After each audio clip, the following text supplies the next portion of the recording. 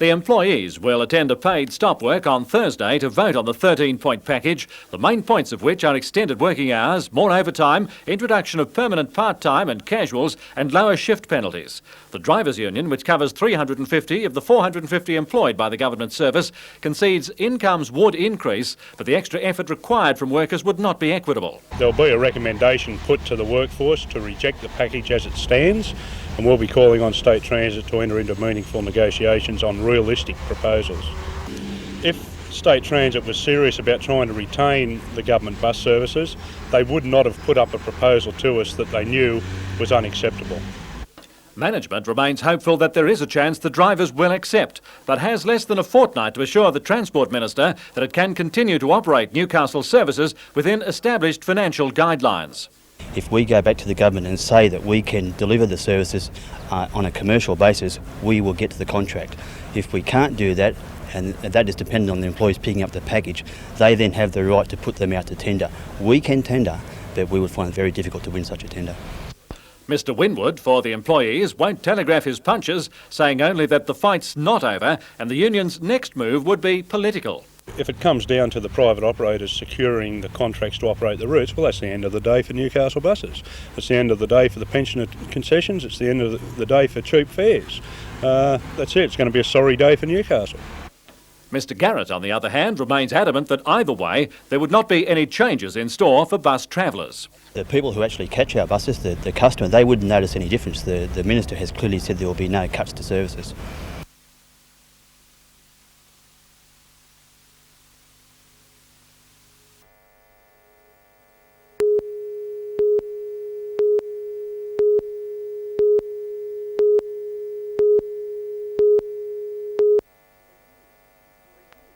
For years, Taree Old Bar was Group 3's glamour side. But 2 weeks ago, the Lifesavers in blue were beaten by more than 80 points. Mid-North Coast League has been fragmented. The two Taree teams watched as players walked out, attracted by the money offered in the so-called Amateur League, played on Saturday. Both Taree United and Taree Old Bar have lost players to that competition, and consequently the playing strength of the two Taree clubs are down. It's not the first time Group 3 has looked north for help, but Group 2 has always adopted a your problem, you solve it attitude. Now it's reared its head again, Group 3 wanting a merger. If that does develop, well, we will have a 16-team competition next year, which would be sensational. Group 2 President Rex Hardacre isn't so sure. As President of Group 2, I think that we've got a perfect comp here.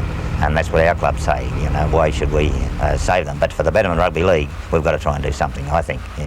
One of the main problems with the Super League setup, the tyranny of distance. It's a 4 or 5 hour trip from Group 2's northern border to the south of Group 3. Travel costs will rise dramatically. Maybe a saviour for Group 3, we don't know, but it's an idea that's got to be put to the clubs, but the clubs are the ones that have got to sort it out.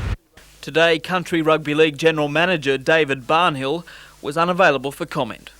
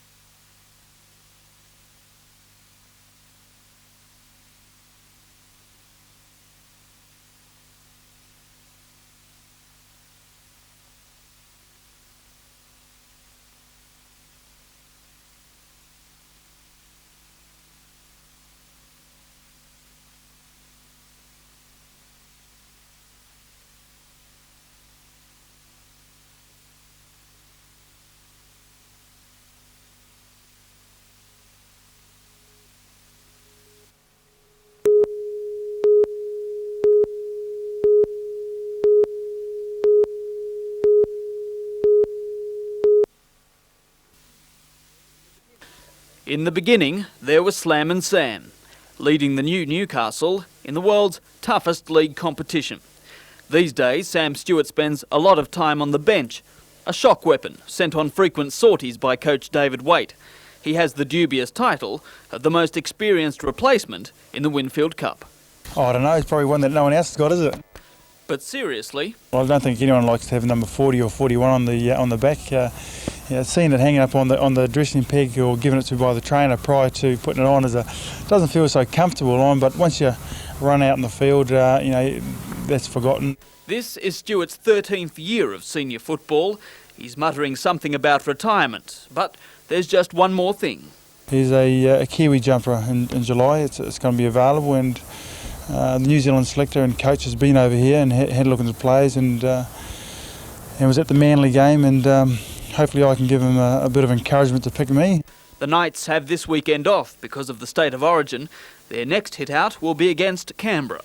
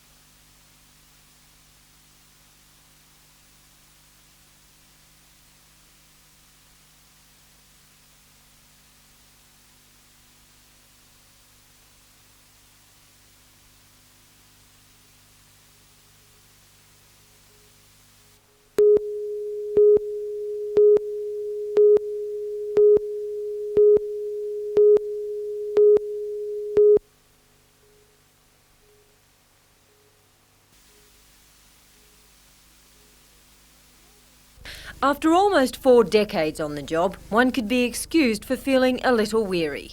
Not so, says Dr. John Smart, who's dedicated his last 35 years to caring for the people of Warners Bay and Bullaroo.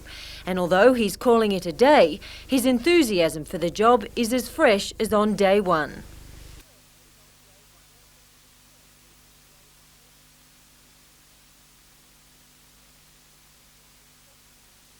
Dr. Smart has been working in this same practice since arriving from Scotland in 1957, and there's been no desire to move on.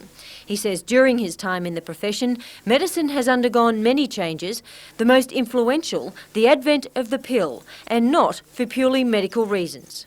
This has also led to social changes with women going out into the workforce.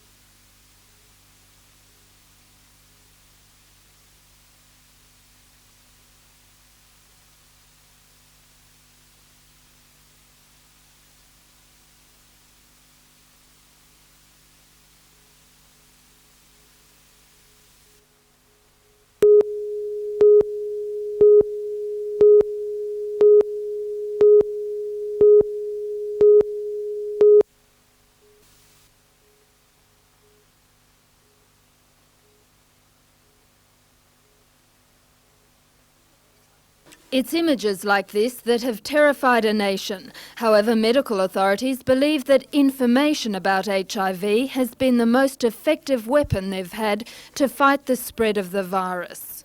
It's not the worst scenario. It's not what we feared, which was 100,000 people infected with the virus. So the education program, as I say, at very least is slowing the spread. Recent figures show that between 13,000 and 18,000 Australians are living with the HIV virus. About 1,000 of these people are in the Hunter. More than 90% of the overall cases have been among men who reported homosexual contact. Professor Sutherland denies that it was a waste of time alerting heterosexuals about the risk of infection.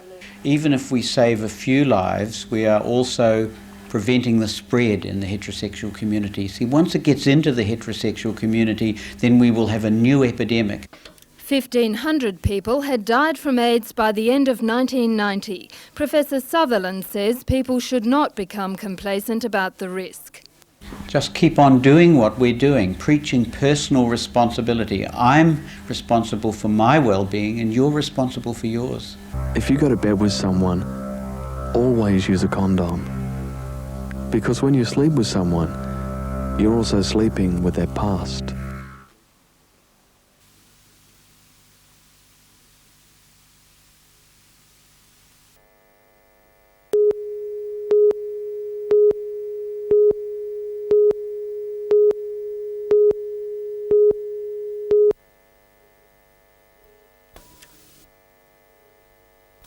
Every week, 53 council employees collect garbage from about 55,000 homes and businesses throughout the city.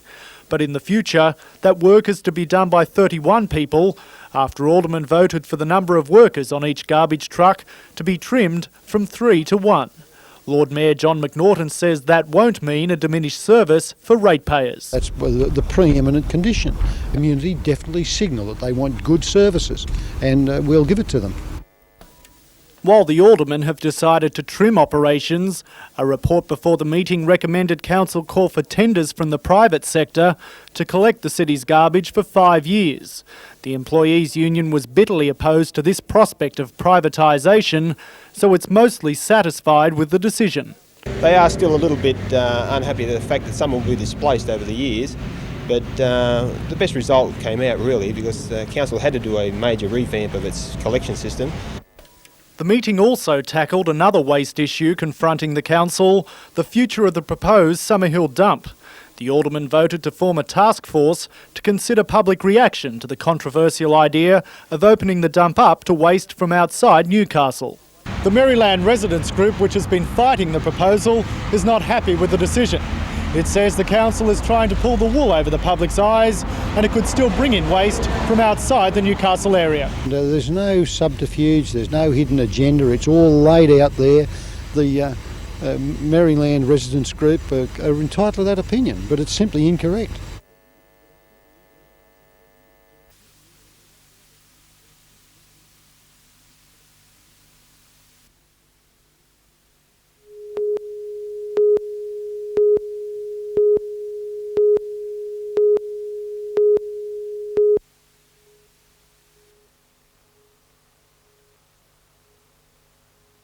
I've never ever seen a shark attack, and I don't really want to see a shark attack. I kept having nightmares about it after. If you put shark on a banner, it sells 30,000 more newspapers. Shark scares seem to be part of summer, and shark nets placed about 500 metres offshore have been part of life along controlled beaches for more than 40 years. But each year their usefulness comes increasingly into question. There's the conservation argument that meshing kills small sharks and harmless sharks, and that should stop because, not many people were killed by shark attack. And the other side of the coin is that meshing is a good thing, and not only should it be maintained but probably increased. There was an outcry to have Newcastle's beaches meshed after fatal attacks in the late 1920s and 30s.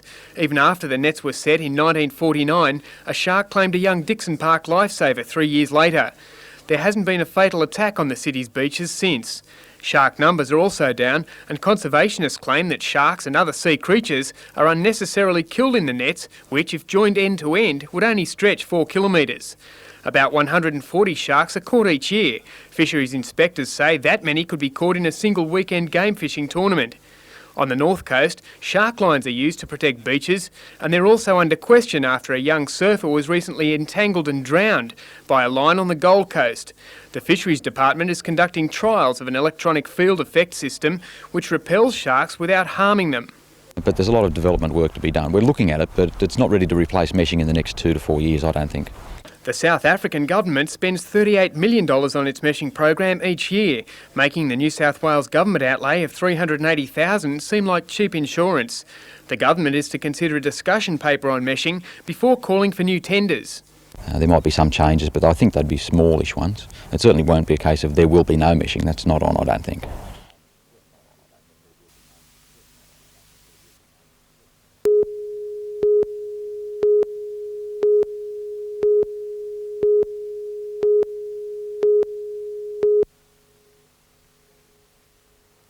While Newcastle is a port of call for naval ships from around the world, the answer to the question, are you carrying nuclear weapons, is always the same.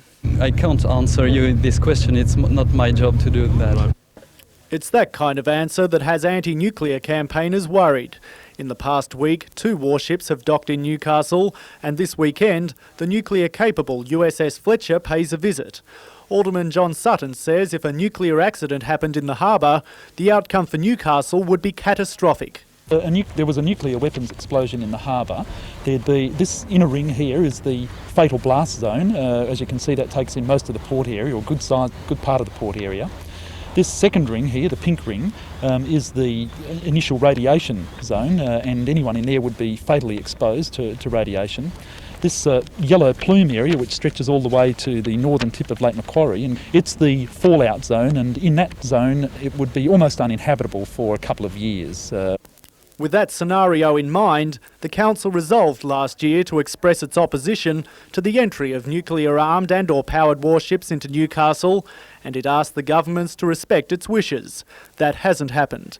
But now Alderman Sutton says some of his colleagues are defying their own resolution by attending a reception on board the Fletcher this Sunday, with the Lord Mayor John McNaughton sending out the invitations. We have a resolution on the books to say that we're opposed to them, and yet we received an invitation to a reception for one. I'd like to know whether the Lord Mayor checked that this ship is carrying nuclear weapons.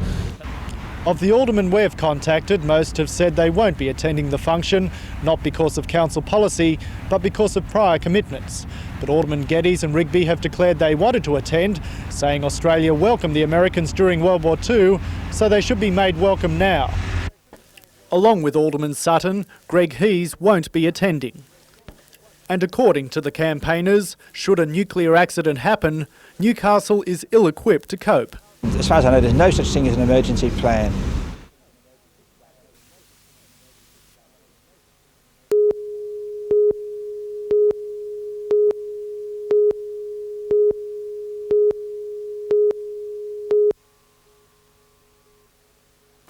It's been a day of comings and goings for the Hunters Rescue Helicopter Service after the resignation of former Hunter Board Chairman Scott Derwin to take up the top job in the surf lifesaving movement. SLSA member Cliff Marsh has been announced as his successor. But Mr Marsh and his recently expanded 9-member board has apparently been called on to endorse the sacking of a local pilot. While the pilot's name has not been made public, it's understood he was given notice of his sacking this morning and told to leave immediately. A spokesman for the surf lifesaving company that oversees the choppers, SLSA Helicopters, referred inquiries about the sacking to Mr Marsh. But the new chairman will only say the pilot's contract has not been renewed and the circumstances surrounding the decision is a company matter. But board member Alderman Frank Rigby from Newcastle City Council says the pilot's dismissal was recommended to the board, which was unanimously endorsed. The pilot has declined from commenting at this stage. Alderman Don Geddes from the Concerned Citizens Group says the pilot's sacking is a denial of natural justice and was carried out by the Sydney company. He says after the Attorney-General's settlement of the allegations of Sydney controlling the Hunter Service, he believed all local staff were employed by this region's company. He says the sacking by SLSA Helicopters does not augur well for the independent control of the Hunter Service, which has been the issue at the core of the upheaval for more than 9 months. Scott Bevan, NBN News.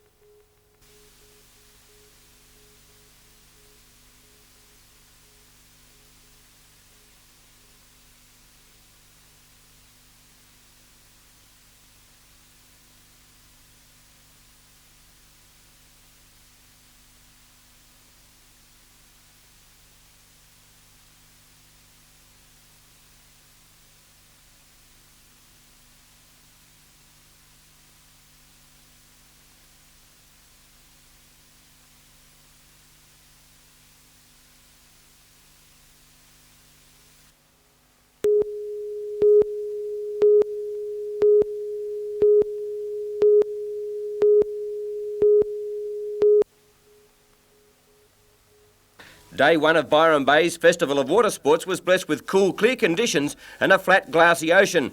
There were some polished displays of Polynesian paddling in the outrigger sprint events. Surfers Paradise took the ladies' final with Byron Bay in fourth. The men's event featured the likes of Ironmen Dwayne Tyers and Martin Kenny and the Gold Coast world champs in outrigger one. The men have still dug deep and beat the favourites by a boat length. Some natives upstaged the start of the triathlon, which featured Byron Bay's Olympic hopeful Jackie Hallam, fresh from a fifth in the London Marathon. I always love my triathlon, so I thought I'd better have a bit of a fling, so that's why I'm here. That didn't stop her leaving the water in fourth place. Ironman Guy Andrews led the men from World Cup standout Ben Bright. After 12 Ks in the saddle, Bright led with cycling specialist Mark Lees. Natasha Orchard led the women with Hallam in third. Orchard held on to win. A cruising Hallam was second. For the pros, it was a case of start all over again as they tackled the circuit for a second time. Gold Coasters Bright and Loch Volmer made it a two-horse race. The pair went hammer and tongs for 15 Ks before deciding a dead heat was the best result.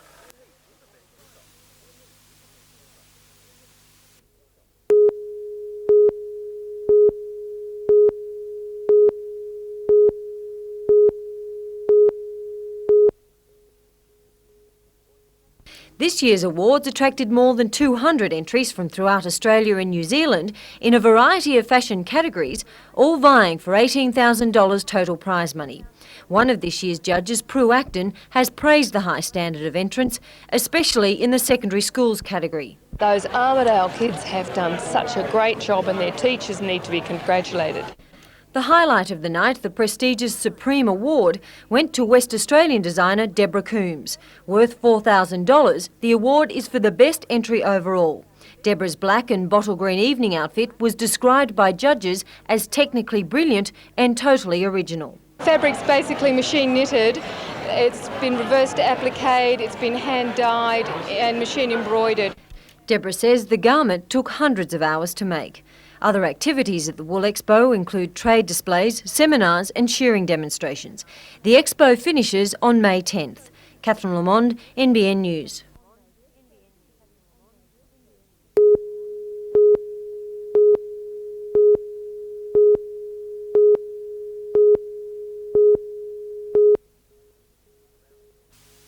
Around 600 athletes took part in the Dobell Fun Run with two courses to test their resilience. For the fitter, a 10k jog around some of the most picturesque scenery in Lake Macquarie, and for those a little less adventurous, a much more leisurely 3-kilometre run.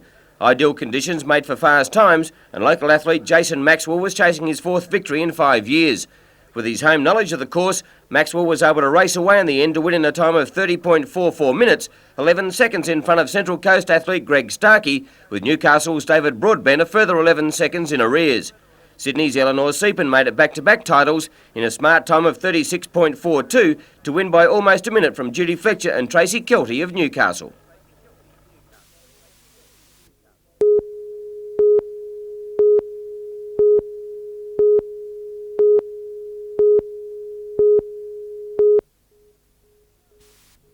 The ceremony, held on Sawtell Headland, approximately 6 kilometres south of Coffs Harbour, began with naval cadets forming a guard of honour. Members of the public joined service club representatives to pay respects for the fallen. Don Sawyer, speaking on behalf of our American allies, recalled the events of the Battle of the Coral Sea. Together, our two nations assembled what ships we had and headed for the Coral Sea. Hence, this most important battle, sea battle, commenced with heavy losses on both sides of lives, aircraft and ships. The enemy retreated and the invasion of Port Moresby was halted. To acknowledge this, naval cadets lay a wreath at sea while the same was performed on land. With all wreaths laid, time to lament.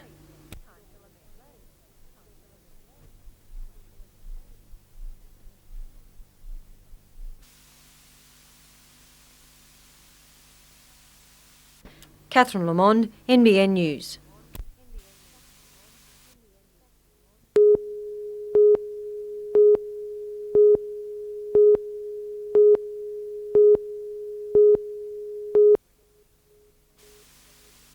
A record 165 swimmers, including the undisputed world distance champion Shelley Taylor-Smith, dived in at Waddigo's Beach, destination main beach Byron Bay.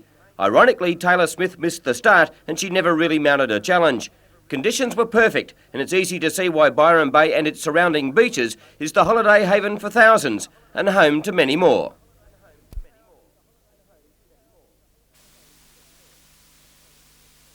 Former winners Craig Hackett and Mark Williams set a fearsome pace out front as the rest of the field began to spread out over several hundred metres. Spot Anderson and Ben Bright were keeping the leaders honest, but it was last year's champion Hackett who repeated his win of 12 months ago, and today he swam the 2.5 kilometres in a new record time of 25.23 minutes. Mark Williams was second and Anderson third, with Shelley Taylor-Smith back in seventh spot, the distance too short for the champ. Yeah, about 30k too short. I mean, like I did 10 sets of 2k swims in training, so maybe I should have done a few over and back before we started, but you know, not to worry. And further success for Byron Bay with a well-deserved win in the Outrigger Masters Marathon.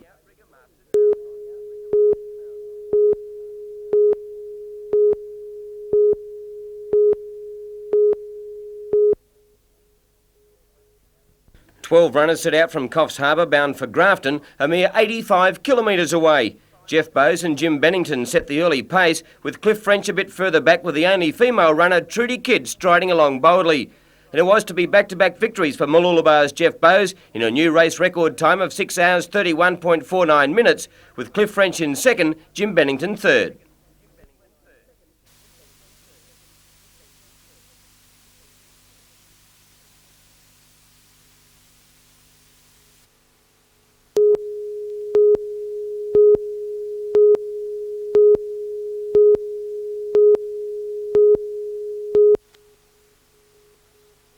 Built late last century, the Austral Band Hall has had a lively history.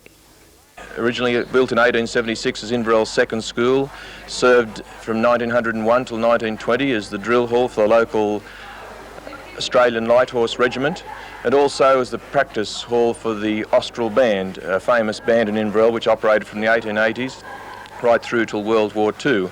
The building is only the second band hall still standing in New South Wales, but despite its obvious historic, architectural and cultural significance, the building was earmarked for demolition in April 1990.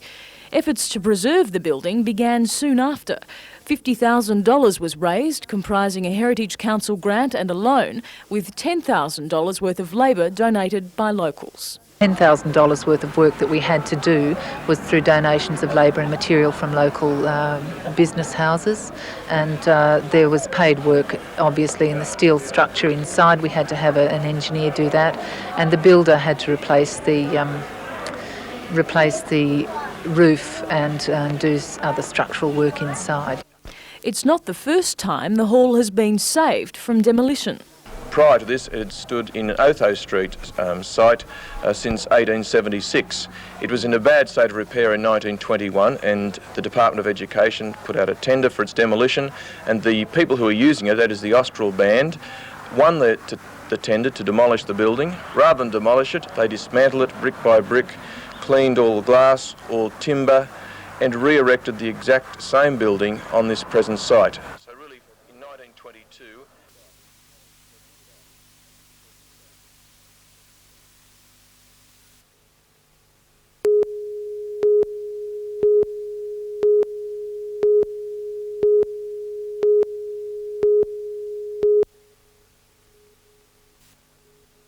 "150 students from 25 schools launched the festival at the Charlestown Square Shopping Centre. They're the cream of a budding crop of young musicians whose talents are being nurtured throughout the region. School bands will perform each lunchtime and on Thursday nights and Saturday mornings for the next 2 weeks. The program includes marches, film themes and popular hits. And if yesterday's Lake Macquarie Youth Spectacular is any indication, it appears there's no lack of musical talent in the area.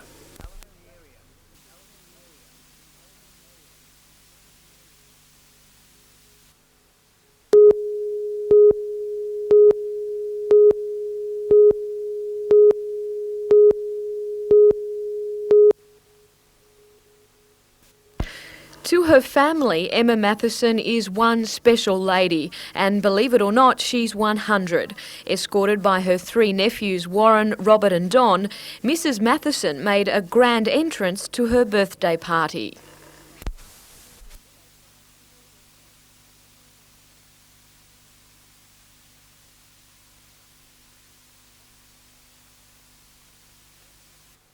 Emma Matheson was born in Lambton in 1892. In 1916 she married and moved to Auburn in Sydney.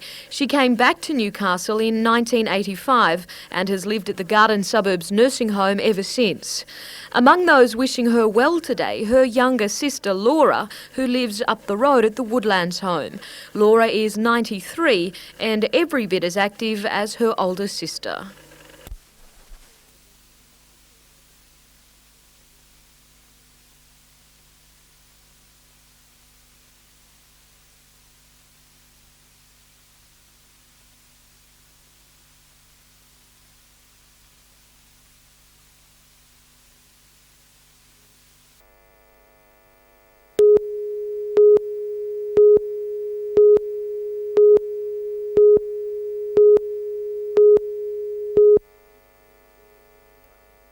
In March this year, Port Stephens Shire Council had a budget deficit of $435,000.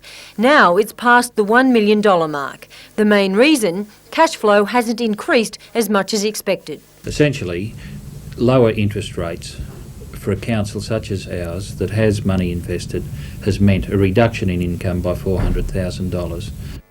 The President also cites a $100,000 court case concerning the Nelsons Bay Postmaster's Cottage. When asked if the deficit was due to financial mismanagement... Certainly not. As a matter of fact, this review has come about because the council is being responsible. We're looking at it every quarter. Council has decided to carry the deficit while the Budget Review Committee monitors the situation. Services to the Shire's 44,000 residents will not be cut in an attempt to save money. The President says other avenues are being explored.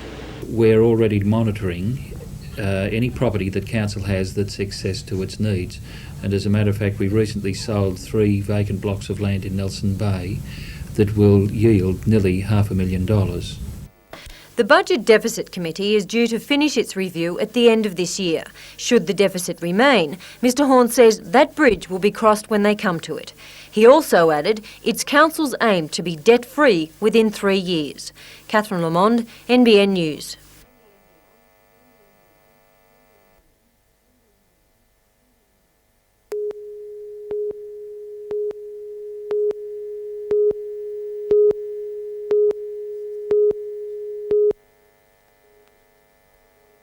By the time this tent is erected, there'll be at least 85 exhibitors clamouring to set up within its walls. Despite the recession and tough times in the wool industry, exhibitor numbers are up on last year. Our exhibitors have come in great numbers, much greater numbers than last year. We've had and a much greater variety. We have an education dome this year, which is a new thing, where we have the TAFE University, which is showing what place they play in the rural Australia. Rather than offer just one highlight, organisers say there'll be several. I suppose our highlights are the education dome, the sheepdogs, wearable wools, which we have another parade on Friday night, the seminars that are going on around town. We have a new map seminar which is about marketing of New England wool, and also we have the chairman of the International Wool Secretariat, Mr Richard Eskell, coming up, and he'll be giving a seminar. It might look empty now, but come Friday, everything from the sheep's back to carpets and clothing will be here.